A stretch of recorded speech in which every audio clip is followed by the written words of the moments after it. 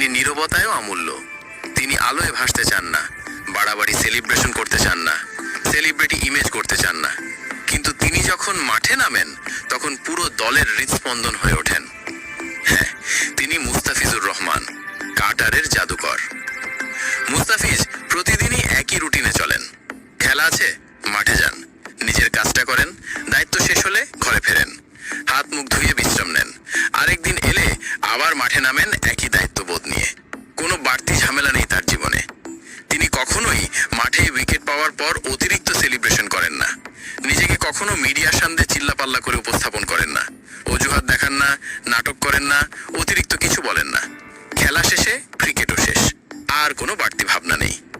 এই সরলতাই তাকে আলাদা করে তোলে। বাংলাদেশ দলে যদি 10 জন খেলোয়াড় হয় হাত পা মাথা, তবে মুস্তাফিজ হলেন সেই দলের হৃৎপিণ্ড, যার নীরব স্পন্দন ছাড়া দলটা অসম্পূর্ণ। ম্যান অফ দ্য ম্যাচ হয়তো খুব একটা জেতেন না তিনি, ক্যামেরার ফ্ল্যাশ লাইট হয়তো বারবার তার দিকে যায় না, কিন্তু প্রতিটি ম্যাচেই তিনি হয়ে থাকেন আড়ালের প্রধান চরিত্র। কারণ তার এক ওভার, তার এক কাটার, তার এক ম্যাজিক্যাল বল ম্যাচের মোড় ঘুরিয়ে দিতে পারে।